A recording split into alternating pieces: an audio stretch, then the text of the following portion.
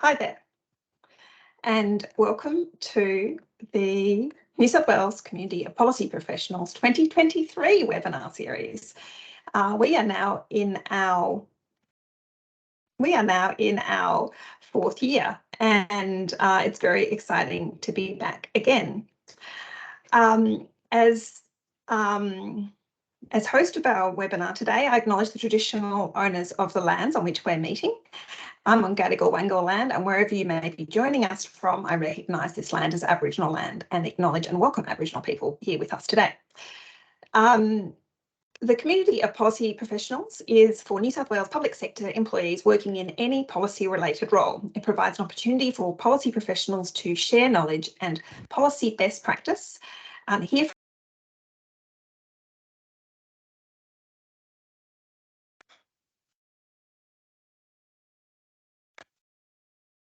and learn from policy and resources about policy resources and tools.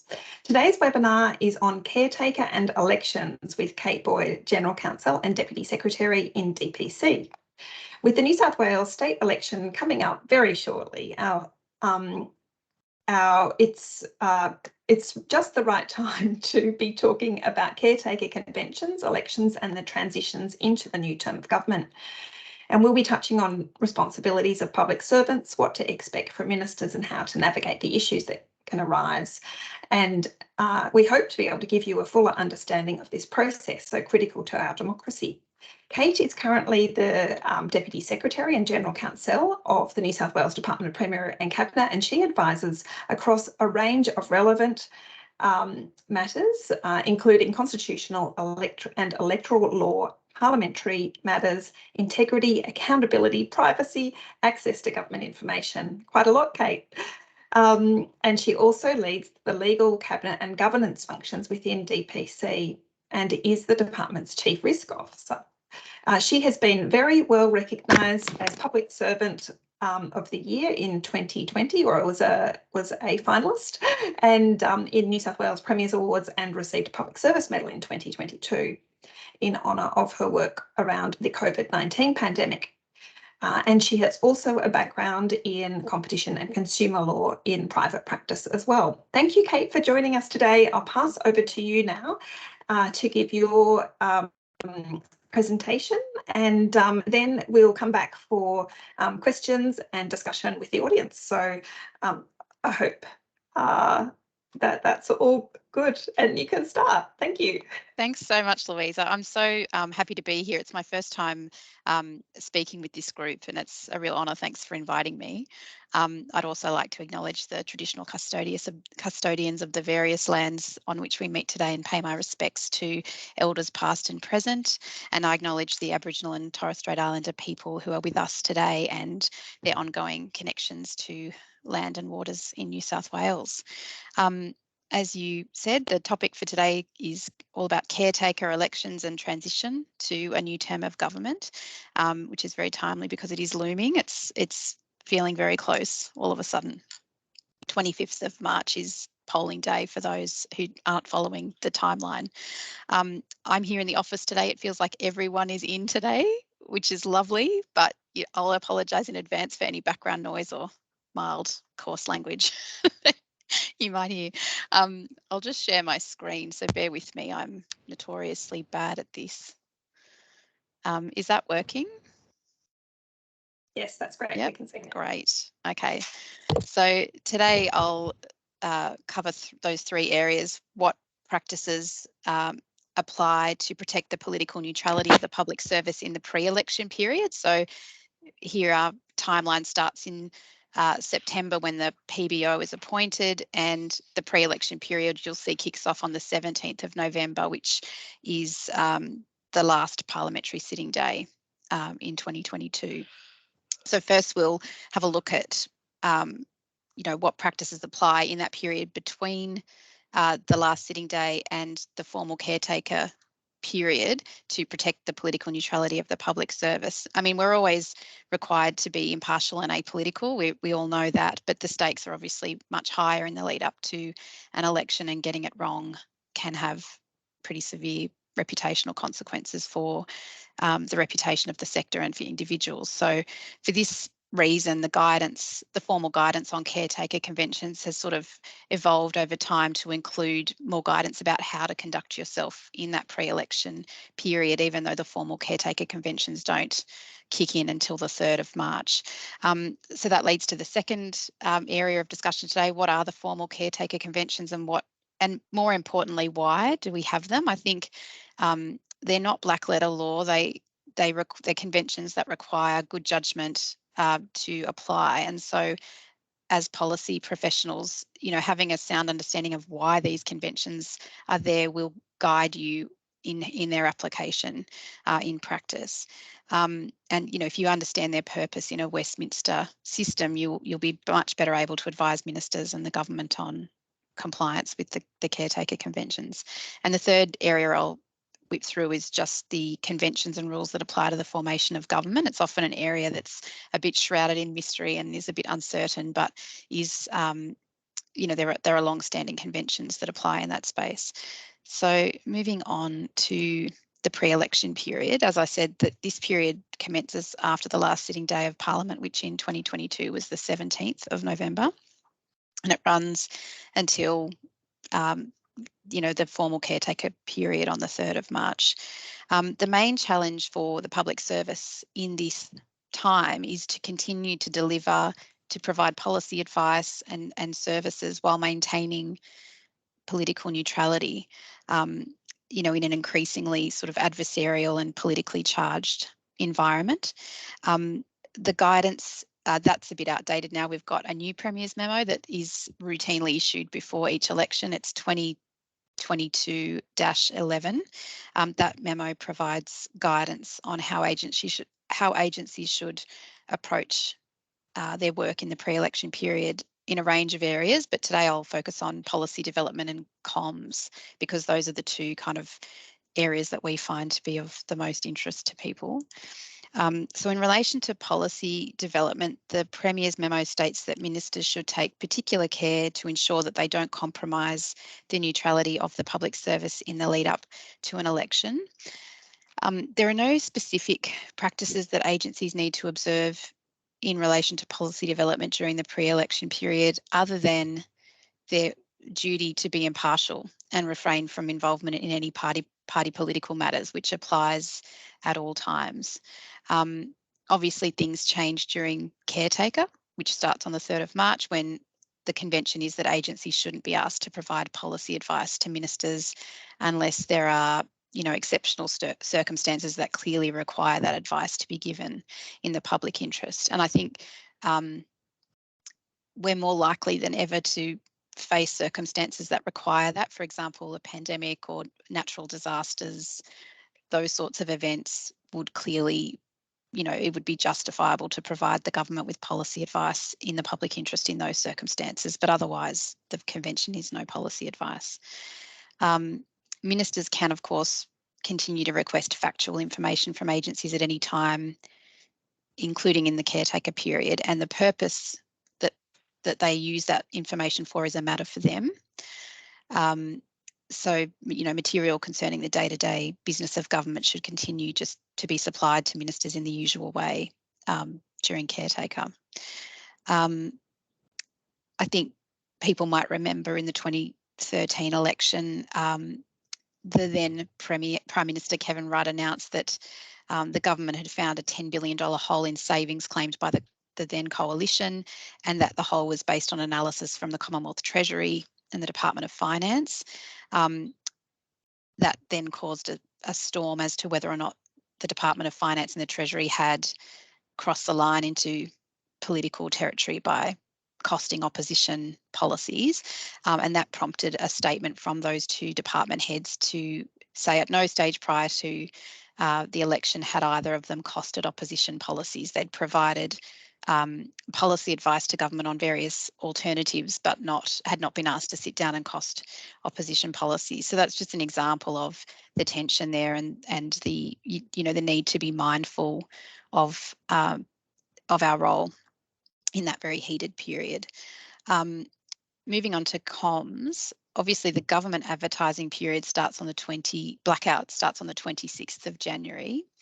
And that is a statutory prohibition on government advertising campaigns, which is subject to some limited exemptions for service announcements, public health and safety matters, and other routine matters like job ads.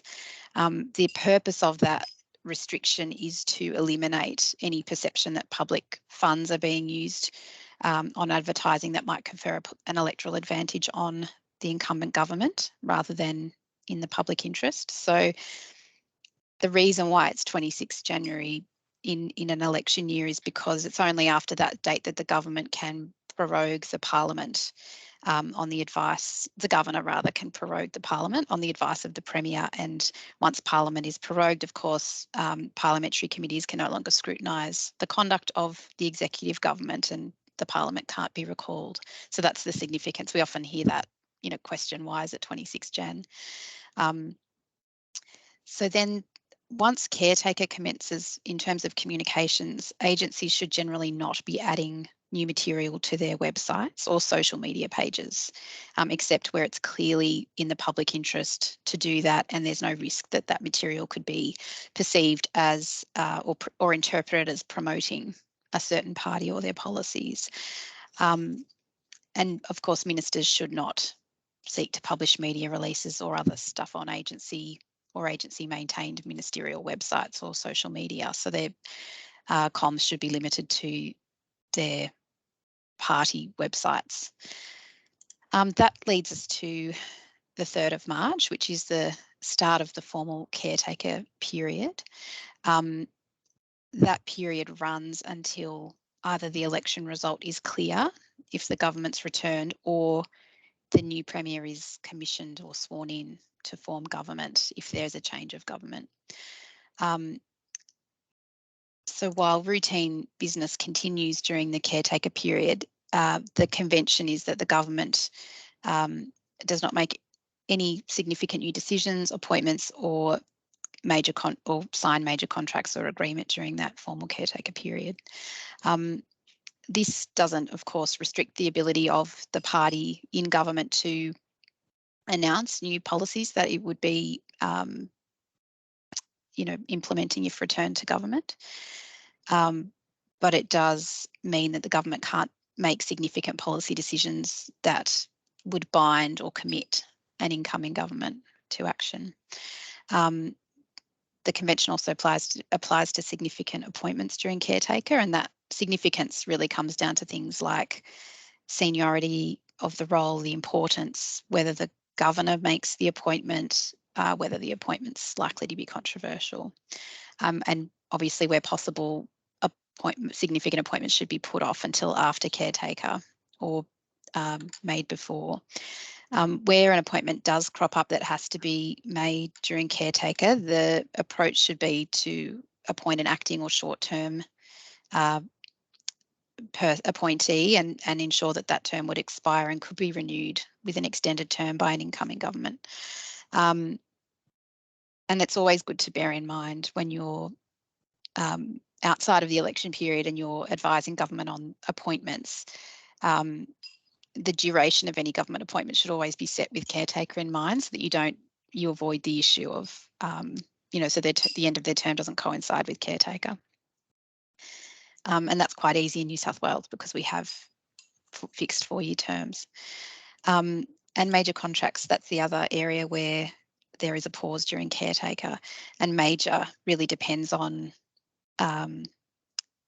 the dollar value, the extent of the financial and non-financial obligations on government, the duration of the contract, and certainly contracts that are likely to be politically contentious should absolutely be avoided in that period. Contracts that are just, involve routine matters of administration are not prohibited during the caretaker period, and your legal team should be able to provide you with advice on that if needed. The convention also extends to intergovernmental agreements. So if there are any intergov meetings or negotiations during that caretaker period, the New South Wales government will adopt an observer posture. So that leads us on to the more important question of why we have these formal conventions during Caretaker. The Caretaker conventions recognise that once the Legislative Assembly is dissolved on the 3rd of March, and that happens under the Constitution Act, there can be no parliamentary oversight of the executive, and that parliamentary oversight is, a core principle of our system of responsible government, where ministers and the government are held accountable to and have to maintain the confidence of the parliament in order to guarantee supply. So if the executive loses confidence of the Legislative Assembly, an election has to be called or an alternative government has to be formed. So the conventions really recognise that with every election comes the possibility of a change of government, and so an incumbent government should not be taking actions that would sort of limit the democratic mandate or bind an incoming government. So those are the two sort of principles that you should bear in mind when you're advising government on the application of the conventions. Would the proposal bind an incoming government and limit their freedom of action? Is it appropriate to conduct or to make the decision or take the action in the absence of parliamentary scrutiny? Is that consistent with the principles of responsible government? So our role in relation to these conventions, it's a difficult one. I think the public servants should apply the conventions within our areas of responsibility. So, for the decisions that we're responsible for making, either under delegation or because of our area of authority. And we also have the role of providing advice to the government of the day on the conventions. Agencies don't have the power to enforce the Caretaker conventions by ministers, bearing in mind that departments and agencies are subject to ministerial direction and control, and ministers, are generally the holders of statutory and executive power. But we can give full and frank advice, and, recognising that how the conventions are applied in practice is ultimately up to the responsible minister. And of course, DPC can provide agencies with advice in particular circumstances if needed. This is often a topic that comes up and has been very topical lately, just the private use of social media in the pre-election period. The question is, how should we as individual public servants conduct ourselves on social media in the pre-election period to ensure that we meet our legal and ethical duties? There's some guidance in the Premier's memo on this point, and it is that, senior officials that are required to comment publicly on official matters should limit their responses to facts and factual information. The expression of opinions on policies or decisions or proposals should always be avoided, and that's at all times, but especially in the pre-election period. And then there's the question of, private comment on social media in a private capacity. Public servants should never engage in activities of a party political nature while on duty, and you have to ensure that any participation in party political activities in your own time doesn't conflict with your primary duty as a public service employee, which is, of course, to serve the government of the day in a politically neutral way. So you have to ensure when speaking on political matters in your own time that you're not identified in any way as acting or speaking in your capacity as a public sector employee.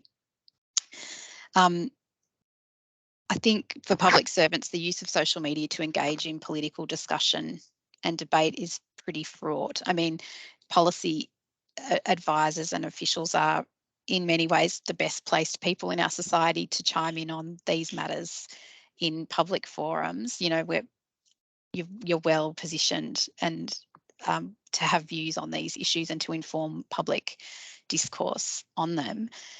That said, the Government Sector Employment Act establishes an ethical framework for a merit-based and apolitical and professional public sector that is capable of implementing, the decisions of whatever government is in office, regardless of their personal political beliefs. So these those conduct obligations obviously are expressed in the Code of Ethics and Conduct for New South Wales government employees. And they have to be front of mind, I think, for public servants that maintain a social media presence, whether it's on LinkedIn or any of the other platforms. It's not always clear where reasonable participation in those political activities ends and where potential misconduct begins, especially if you are in, I think, a central agency or a senior policy role. It can be very difficult if you're commenting publicly in a private capacity on matters that are relevant to, on political matters, and there can be, questions then asked about your political neutrality as a public servant. And in 2019 in the Commonwealth, there was a very high profile case called Comcare and Banerjee, where the High Court upheld the right of the Commonwealth to sack an employee for expressing views on social media that were critical of the government immigration policy. And the majority in that case sort of observed that it's essential to the proper functioning of our system of government that there be an APS that provides high quality, impartial professional advice. So that case is, authority for the view that public servants who express political views during the course of their employment or privately, anonymous or not, sort of risk potentially breaching their conduct obligations. So it's really important to keep that in mind. And of course, if you're going to weigh into it, particularly in the form of editorials or other published articles, it's something you really have to consider carefully and talk to your manager about, I think, is something I would recommend. And obviously any sort of content like that needs to make abundantly clear that you're not speaking for your agency, but that the views are your own. That leads us on to the third topic for today, which is the rules and conventions that apply to forming government post-election.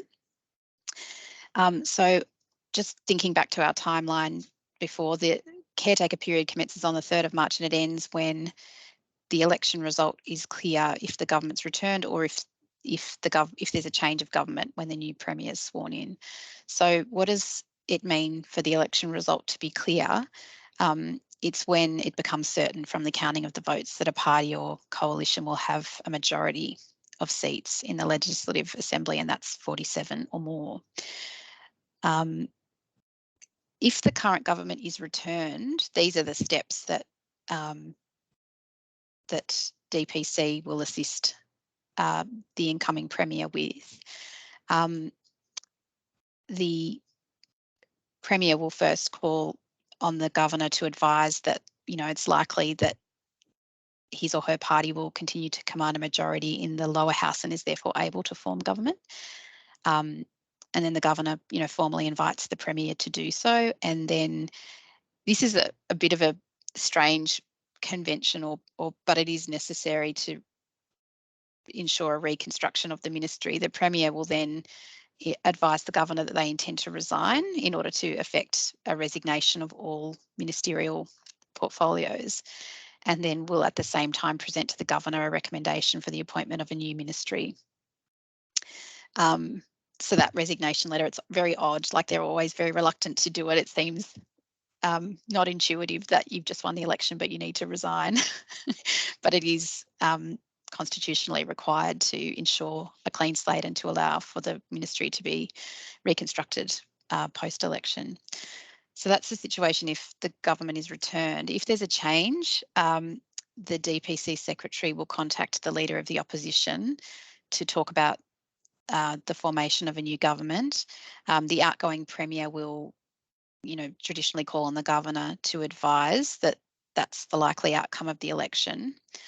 And then the premier advises the governor that he or she intends to resign, which also affects the resignation of the existing ministry. The governor at that point requests the outgoing premier to continue in a caretaker capacity until the incoming premier is sworn in. So we often get that question. The system is designed so that there is always perfect continuity between an outgoing and an incoming government. So there will always be a premier and ministers to exercise statutory or other functions in the public interest if needed during that period, for example, in an emergency. So there is always a Premier, and the former Premier will continue in a caretaker capacity until the new Premier is sworn in.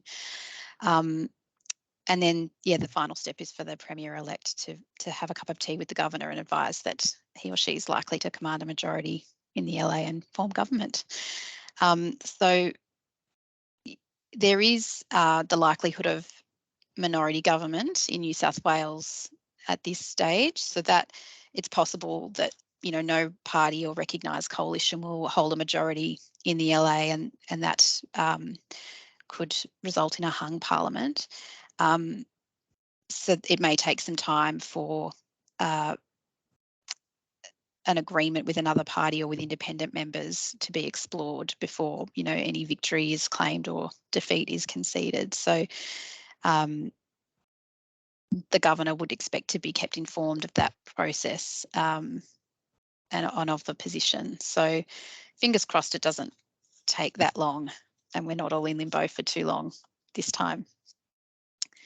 So the key takeaways from all of that are here on this slide. We're in the pre-election period now, well and truly. The key takeaway is just to remain impartial and apolitical, consistent with your duties at all times, and take particular care to ensure that, you know, we avoid any perception of the political neutrality of the public service being compromised, or that public resources have been used for electioneering or partisan purposes. And then once we get to caretaker, which starts at the very beginning of the 3rd of March, so at 12 a.m. on Friday the 3rd, beginning of the day, no significant policy decisions, contracts or appointments, and no policy advice from agencies unless it's clearly in the public interest.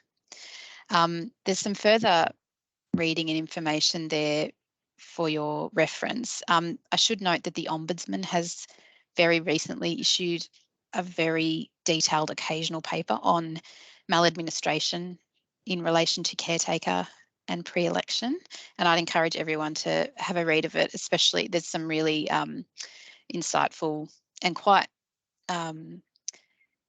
strict, I would say, advice about, particularly on the social media front, that has emerged from several high-profile cases lately, including a recent South Australian case in relation to caretaker communication. So I'd really strongly encourage you to look that up, and I can share it with Louisa perhaps after the session. Great, I think that's the end. I'm just trying to figure out how to not share my slides, and then I'll open it up to the moderator for questions, I think. Yes, thank you. That's great. Yes, good not to have a double picture of me.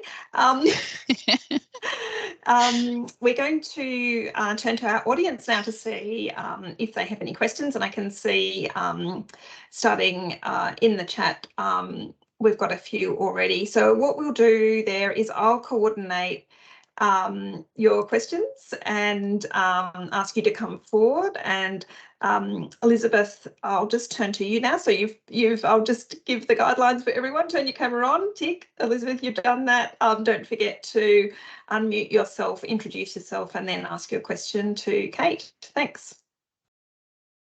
Hi, Louisa and Kate. Thank you for this opportunity. My name's Elizabeth and I work in curriculum, and the bulk of our work at the moment relates to curriculum reform and ensuring teachers are fully supported to manage the huge number of new syllabuses being released by NESA, including during this period. So given the context of curriculum reform, I'm wondering if we can still update our websites and social media platforms and things like that to inform, in a politically neutral way, to inform teachers of our professional learning opportunities and resources, if we keep that tone neutral. Like, there is a course available for English K-2 teachers which looks at blah. Yeah, I think that that's a good example of communications in relation to routine matters of administration. I think the question for me, and this is something you should definitely raise with your legal or governance team, whoever in debt is responsible for providing caretaker advice. But the question I would have is whether you need to provide that publicly on a website or whether that communication could be more targeted to the relevant, like the teachers or the recipients of the training. Like that's one question I'd consider, and whether there's an alternative way of getting that out there, whether it's through, you know, email or other comms rather than a public facing website. But, you know, if there's no alternative, then I guess you can consider whether or not it's appropriate to publish on the education website. And I should say here, this is a perfect example. The caretaker conventions are not black letter law. While the Government Advertising Act does set a statutory prohibition on government advertising campaigns, that's a very limited subset of government communication. Agency-led communication that isn't, you know, through a commercial advertising distribution agreement is not covered by that statutory prohibition, and you will have to consider it subject to the caretaker convention. So they're not black letter laws, they're conventions. Their application requires judgment in a particular case. And I think the implementation of curriculum reform and ensuring that teachers are supported in that, I think there'd be a pretty low risk of that being perceived as compromising the political neutrality of the Department of Education. But I think you should explore the options for the method of communication to ensure that it's as targeted as possible to the audience. Does that answer your question? It does, thank you. Yeah. Thanks. And our next question is, we're going to go back a little bit to some of the machinery with the changeover of government. So I think David has a question on that. David, would you like to come on and ask your question?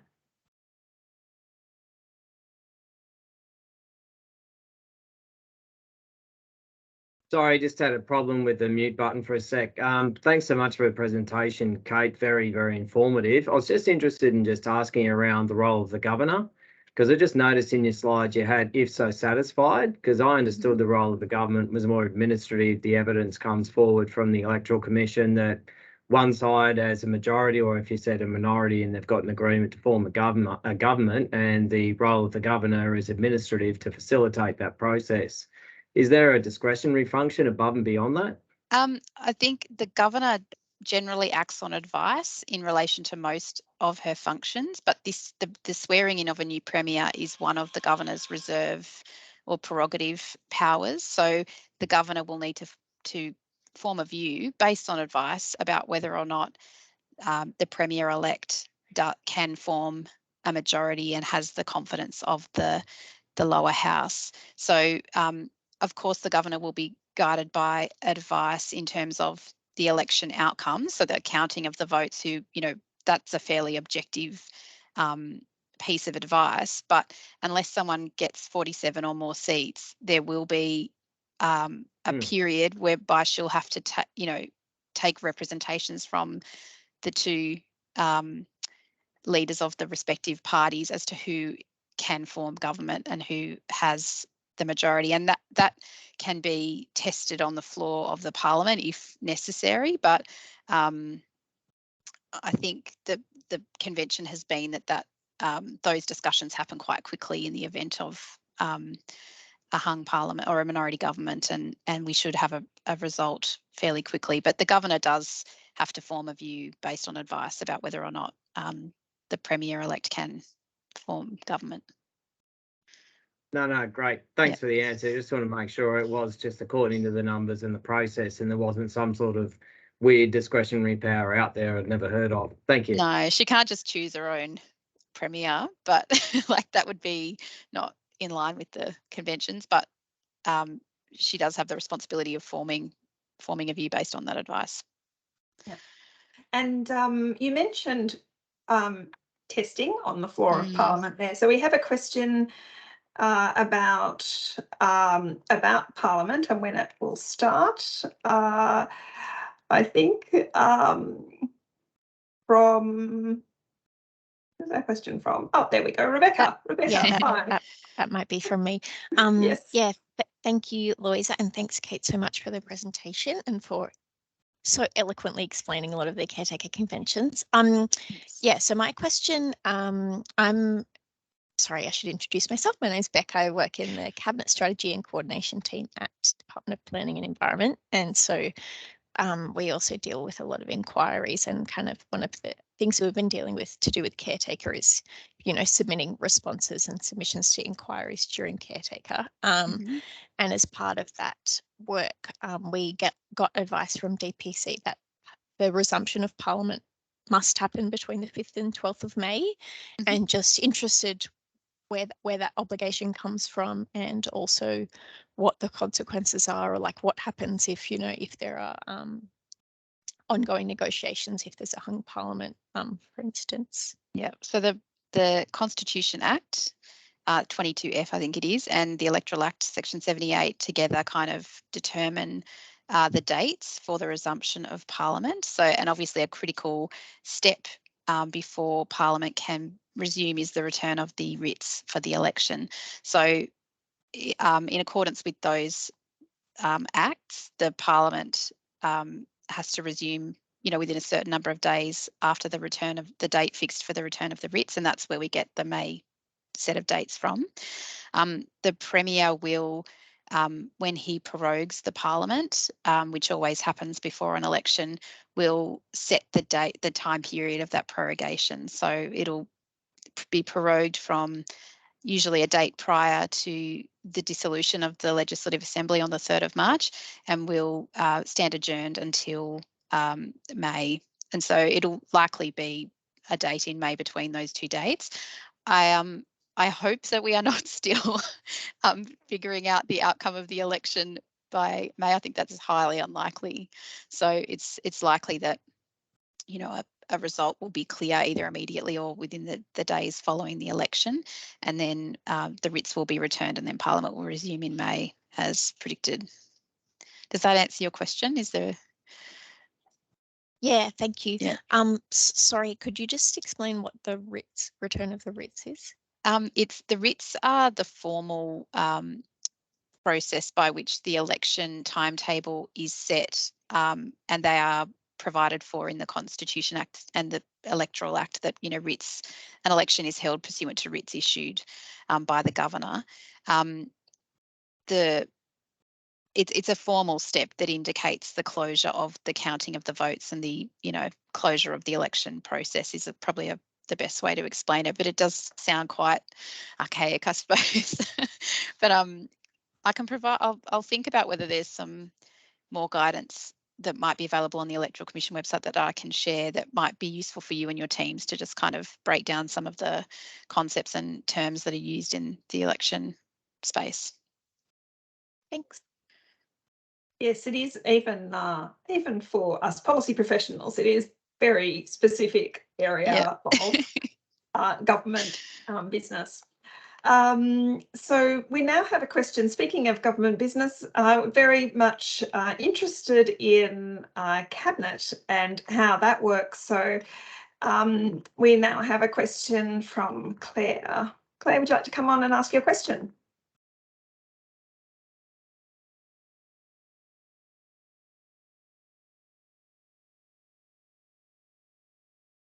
Claire may be trying to find her unmute button. So unless she pops on in any second now, I'll ask the question on her behalf. Claire asks, she's from the Ministry of Health, do you have any tips for getting onto the Cabinet schedule as soon as possible following the election, and in the case that we have a new government? Oh, tips. I guess just full and frank advice early on, and I think, like, it's prudent for agencies to have, as part of their consideration of incoming government briefing, a proposed cabinet pipeline with key dates and, you know, target dates for each policy proposal that you're wanting to advise the incoming government on. So I think, yeah, my tip would be just be internally organised around what you're seeking to achieve and what your timeframes are, so that you can provide clear advice to the incoming government about priority matters and as part of that cabinet timing. But of course, the setting of the cabinet agenda, the you know, the establishing Cabinet and its committees, that's all a matter for the incoming Premier, and there's quite a bit of uncertainty as to what that will look like, regardless of the outcome of the election. So I think while it's important to have those plans in place, we also need to recognise that we have to be agile and flexible and respond, you know, to the needs of the new government when they are sworn in. Does that help? Yes, and thank you. And I probably have a follow-up question about incoming government briefs. DPC has a particular role, I think, in coordinating the incoming government briefs. Can you tell us a bit more about that process from the inside? Yes, so it's a long-standing practice that the government will prepare, the public service will prepare incoming government briefs for the new government, regardless of whether the government is returned or whether there's a change in government. Those are known colloquially as the red and blue books. So there'll be two different versions of the brief, which is informed by the election policy statements and commitments that are made by the respective parties in the lead up to the election. So to assist with that, the preparation of those incoming government briefs, there's an election project management office that's set up within DPC, which is ably led by Emil, who used to head the Cabinet branch. So most of you will know Emil. That sets up governance structures to basically ensure that we've got a consistent and informed process around how we're preparing those IGBs or incoming government briefs. And it also ensures that election policy statements are consistently tracked to help inform what's going into those briefs, because that's a key sort of consideration for anyone providing policy advice to an incoming government, just being aware of what the government has committed to do as part of, you know, during the election period. So, and also ensuring that there's a sort of custodian or owner of each election commitment, and that is accepted and understood across government, like who is going to lead on this particular commitment within the public service. So that work is well underway, and I'm sure many of you are on the respective working groups that have been set up to help support that process. I understand it's going pretty well, but you know, it is a huge area of work for policy professionals in the lead up to an election, and a really exciting one actually, because it's a rare moment to really, as an agency, sort of give that full and frank advice, not only on what the incoming government has committed to, but what the agency feels are priority issues for government. Yep, I agree. It's a huge bit of work, but a very important, and I think in that formative stage of the relationship between the public sector and the new government are so critical to get right. So definitely Absolutely. worth the investment. And I should note, they go to Cabinet as well. So the IGBs will be prepared for submission to the first Cabinet meeting of government. And I just want to reiterate Louise's point there about one of the key challenges for the public service in the event of a change, or even if in the event of a returned government where there's going to be a lot of change at the ministerial level, which we know will likely happen this time, because of, you know, various ministers announcing that they will not be contesting the election. It's so critical to win trust early in those first few weeks, and the IGB process is a really important part of that. Definitely. And following on from this topic, Rhianne Davis, you have a question about administrative orders. Would you like to come on and ask your question? Yeah, sure. Hi, Kate. I'm Ryan Hi. Davis from the Department of Customer Service and the Small Business Task Force. So my question is, how long after the result is known do we expect administrative orders to be handed down from the incoming government? That's a great question. It usually follows pretty quickly from the swearing in of the new ministry. The answer is really, though, it depends. I mean, if there is a significant change to ministerial portfolios and the composition of the ministry, that may require swift and significant machinery of government changes and administrative arrangements orders to support the new ministry. those will usually happen pretty quickly if they are going to be of that significant nature. But we'd obviously recommend to an incoming government that they minimise machinery of government changes, but just because they're so disruptive to the public service, and there has been quite a bit of scrutiny of the costs and benefits of those changes in recent years, particularly by the Auditor General. But usually between March and 1 July, we would hope to have all of those machinery of government changes bedded down. But it really depends on the nature of the change and the composition of the incoming ministry, I would say. But yeah, usually by 1 July, we aim to have them all done to align with the new financial year, and so that everyone's got certainty. And yeah, but I think what you can expect is that the department will be responsible for. It will be clear from the date on which all the new ministers are sworn in, which ministers each existing principal department will be responsible to. So at least that will be known, and you can commence working to your respective ministers, and then it's likely that further machinery of government changes will occur between April and July. And we know that the opposition in particular has made quite a few election policy statements that have committed to certain machinery of government changes, like, for example, the establishment of new entities and functions and ministerial portfolios. So yeah, there will be a few, but hopefully they're not too bad. Fantastic. Thanks, Kate. Thank you. Could be strap yourselves in for a long period of time. Yeah. Is what I heard there. But that's good. And Sam, thanks for turning Samantha, thanks for turning your camera on. I've just, instantly decided that you're a close friend, I think. I'm always a Sam, so that was an easy one. Thank you. So I head up marketing comms at Office of Sport. Nice to meet you both. We had a quick question. We are one of the regulators of the Act for the Motorsports Event Act. So Newcastle 500 is a major event for us during the caretaker period. Yeah.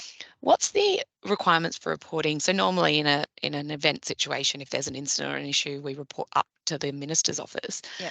Is that process still the same? Yeah, during caretaker?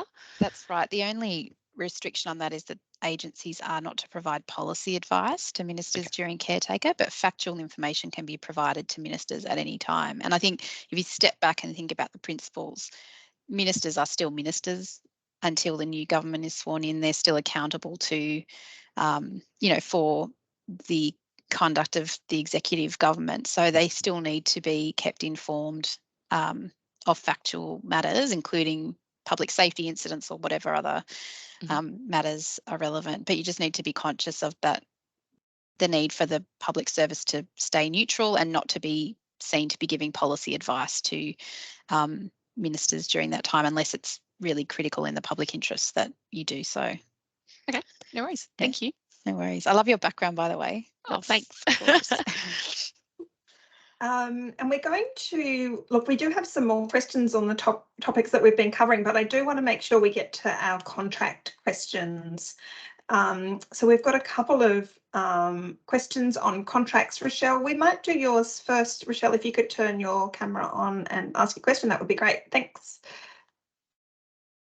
Hi, Kate. Hi. Generally speaking, when can government start signing contracts again, and when can campaigns kind of be up and running? I know it's a bit hard due to timelines, but can it happen quite quickly? Or yeah, I mean, as soon as the caretaker period ends, which is in the case of the return of government when the election result is clear, or in the case of a change of government when the new premier and ministers are sworn in, or the caretaker period ceases and all of that normal activity can resume. Great, good to know. Yeah. Thanks. And Harry, I think you had a question from much earlier. Thanks for being patient. No worries. Hi, I'm Harry Thompson from the Transport Property Group. I am just curious to find out if what would make a contract controversial, and if you have any previous historical examples or Sure. theoretical ones. Not surprisingly, we find that any sort of grant contract is likely to be one that should be avoided during caretaker. Anything that would, if you know, anything that's politically contentious in the sense that the opposition would oppose it and it would bind them in a way that would be inconsistent with public statements that they, or election policy statements that they had made, would obviously be off the table during caretaker. I think the question is better avoided, in my view, through just taking a pragmatic approach, and it's only a 3-week period. So just ensuring that in the main you do not enter into any contracts in that 3-week period, so that you sort of aren't forced into this difficult question of which contracts should be avoided and which shouldn't, because it is fraught and does require quite a high level of judgment and can be really difficult, particularly in, in the terms of property acquisition and those sorts of areas. So my question would not be which one should be avoided, but I'd take a step back and say, why do you need to do it in that 3-week period? And is there a way around it? Can you enter it before, or can you wait until after? And it's only where there's some critical reason why it has to be done in that period that you would then ask the question, okay, well, is this one that relates to a routine matter of administration, or is it one that should be avoided because it's politically contentious or significant or major, I think is the wording in the memo. Does that help? Probably not. Yeah, well, sometimes you've got, deadlines, but yeah, it does make sense. Yeah, thanks. Okay, thanks. And staying on the topic of what you can and can't do during caretaker, Ali, did I pronounce your name correctly?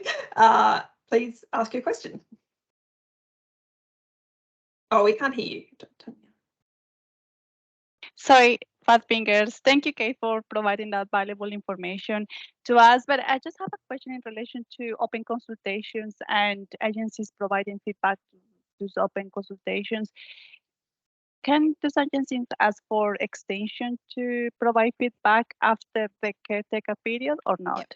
Yeah, I think that's a really good approach. So before, it's again a bit like the contract question. Like if there's a consultation period that runs over the New South Wales caretaker period, the question is, first and foremost, is there a way of avoiding that period? Can we provide our submissions early, or can we get an extension and do it later? And then only if you can't get around that would you then think, okay, is this an appropriate submission, or is it necessary for my agency to make this submission? Will it be perceived as the department providing policy advice in that period, or is it factual? Those sorts of questions. So I think I'm getting a bit of feedback. Is that someone not on mute? Is that okay? Yep, no, that's better. So yeah, I think the key is, again, taking that step back and going, what are our options here to try and get this submission in early or late? Do we need to make it at all? If we do, is it purely factual and low risk in the sense that it won't be perceived as, affecting the department's political neutrality? But like more than happy for DPC to work with agencies to kind of figure out a strategy for that on particular submissions. Thank you so much. No worries. And Kay has a question about DLOs. Thanks, Kay. Thanks for the information. I'm with Department of Communities Justice, and my question is about DLO. I've noticed, I'm an old school public servant, so once upon a time DLOs were always brought back to the agency at the beginning of caretaker. Yep. I've noticed this time around a lot of ministers' offices are requesting that they stay. I've spoken to a few of my colleagues who are in this kind of area, and they've said that they've had similar requests. Given that we're really not to involve the use of agency resources for partisan or political purposes, do you see that there's any problems with DLOs remaining in ministers' offices, doing administrative things with correspondence, etc.? Yeah, look, in principle, no. I think you've said it. That's their obligation at all times, to remain politically neutral and not be involved in partisan matters. That's the same before caretaker, and it's the same during caretaker. it probably is more challenging during caretaker when the office will shift and predominantly, you know, be the minister will be more focused on campaigning. But I think we need to recognise that all the ministerial staff that are in that office are there to support the minister. They're not there to engage in direct electioneering. They're there to provide support to the minister in respect of their ministerial functions. So by the same token, DLOs are there to support, you know,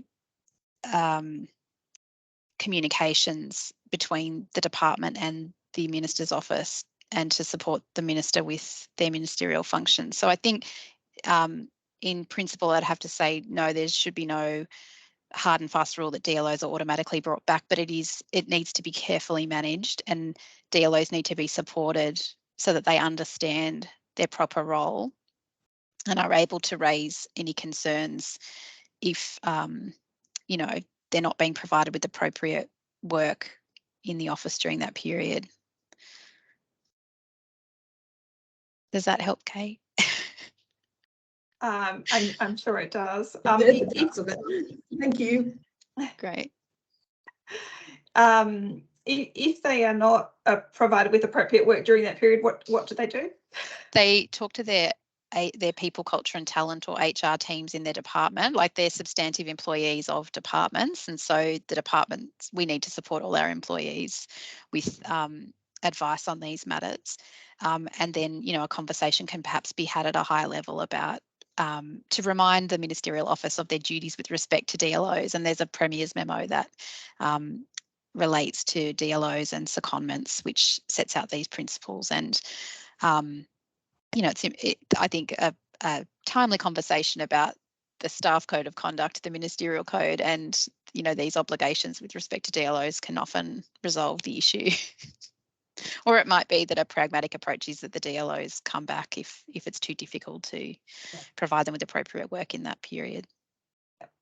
And we have one more question. That will be our last question. Susie, returning to my favourite topic of cabinet and cabinet subcommittees. Hi, Kate. Hi, Louisa. Thank you. So I'm working in the Department of Education, and at the time squirreling away, pulling together all sorts of budget and financial type information for something that was already announced last year. And I'm wondering what stage after government and cabinet is formed can we expect to have some kind of budget timeline, and when that might be, if it will be delayed rather than being a June or July budget, more like a September one. That's a good question, and I don't, off the top of my head, remember what happened in 2019, whether or not there's a delay in the budget after an election. But can I take that on notice and get you an answer? But that's a really good question.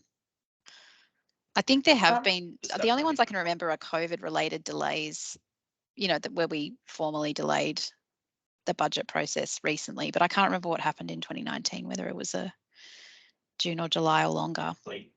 Thank you. No, I think I wonder if it's different for returning or incoming new government. Yeah. I think that's, it's probably likely that a new government would potentially need a bit longer, but there are various statutory timeframes that would probably need to be considered. But let me have a look at that, and I'll get back to you through Louisa. That's all right. Yes, and I have trouble remembering 2019 too. I know. So you're not alone there. But I do remember 2020, and there was a budget that came in delayed later in the year. So we will end there, and I just wanted to also to thank Kate for joining us today, and for being so sharing of her knowledge and experience in all things to do with caretaker and elections and how government really works. So thank you, and I also wanted to acknowledge the role of our webinar support team and thank Christopher Ruskin from DCJ joining us in the support role this year. So thanks, Chris, for joining us. And on behalf of all the community professionals, thank you again, Kate, and thank you to our audience for your interest and enthusiasm in policy. We'll be back hopefully in March.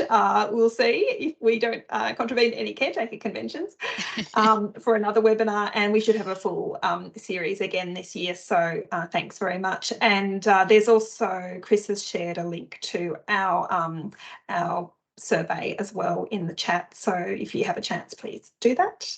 But until then, take care. Thank you. Thanks, everyone. Thank you.